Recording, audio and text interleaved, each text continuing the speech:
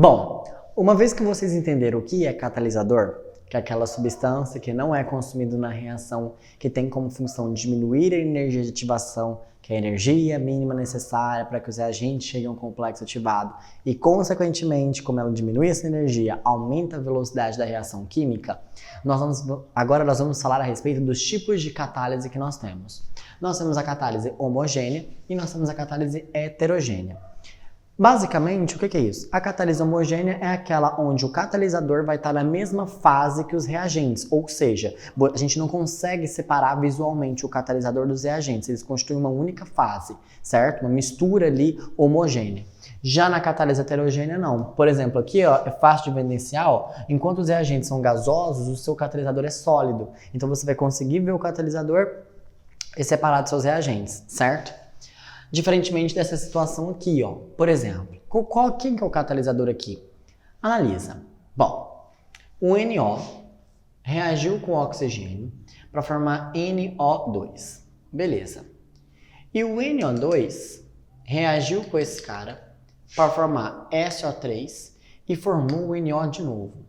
E observe, na mesma quantidade. Então, se eu fizesse o processo global aqui, a equação global, o que eu iria obter? Cancela isso aqui, certo?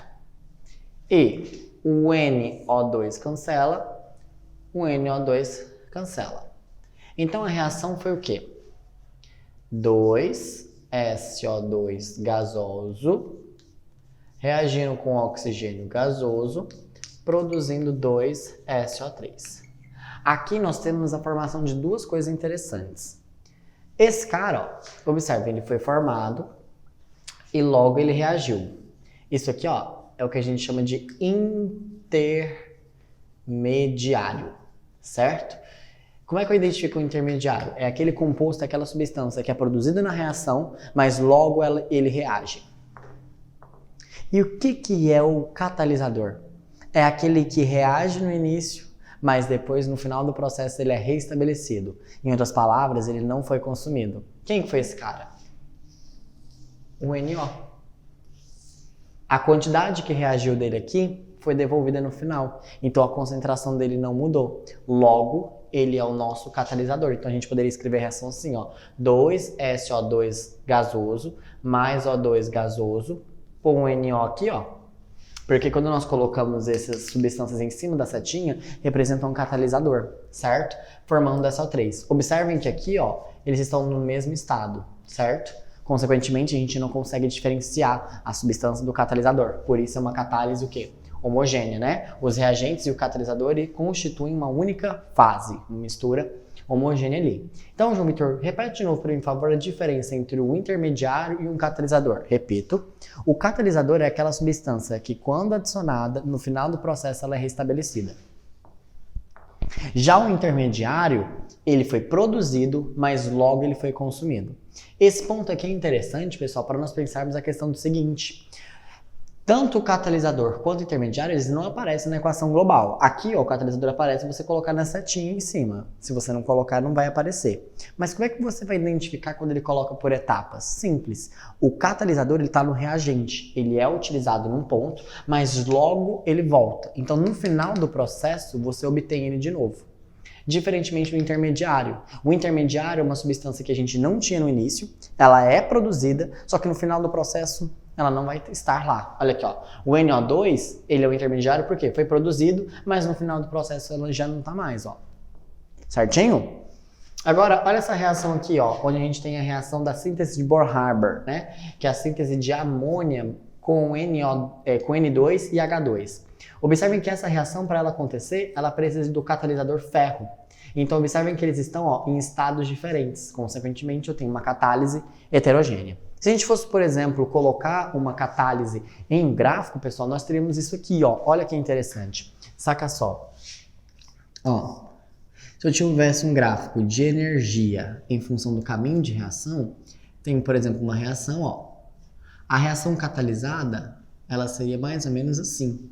Observem que o que aconteceu, ó, Foi justamente uma diminuição da energia de ativação para chegar no complexo ativado. Diminuiu, consequentemente, a reação acontece mais rápido. Mas se a gente observar, ó, a variação da energia dos produtos com os reagentes, ó, a variação permanece a mesma para as duas reações químicas. Ou seja, o catalisador apenas altera a energia de ativação. E o valor do ΔH, da variação de entalpia, permanece intacto. Ou seja, não se altera. Uma vez entendido, então, a respeito do catalisador, vamos falar da última situação que pode aí influenciar na velocidade de uma reação química, que é a influência da concentração dos reagentes. Vamos lá? Um outro fator que altera a velocidade das reações químicas é a concentração dos reagentes. E faz muito sentido. Sabe por quê? Presta atenção. O aumento da concentração dos reagentes aumenta o número de colisões efetivas e, portanto, aumenta a velocidade da reação química. Por que aumenta o número de colisões? Observem aqui. Você tem aqui um meio diluído, onde a concentração é bem baixa. A probabilidade dessas partículas, ó, se colidirem, aqui eu estou colocando um movimento aleatório, né, que elas possuem, é pequena.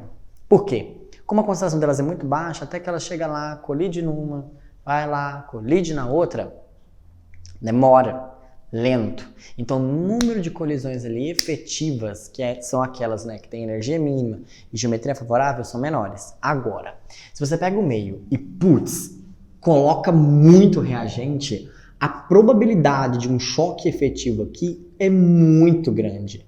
Porque a probabilidade deles irem chocarem um com o outro nesse meio é muito maior. Consequentemente, você aumenta o número de choques efetivos. E se você aumenta o número de choques efetivos, consequentemente, você aumenta a velocidade da reação química. Então, resumindo, quais são os fatores que alteram a velocidade de uma reação química? Temperatura, concentração dos reagentes, catalisador e superfície de contato. Beleza? Todos eles, de maneira em geral, vão fazer com que haja maiores quantidades de colisões efetivas, que, consequentemente, aumentam a velocidade da reação. Beleza? Agora, vamos falar um pouquinho sobre a lei da ação das massas. Já ouviu falar nessa lei? É uma lei bastante importante. Saca só, presta atenção.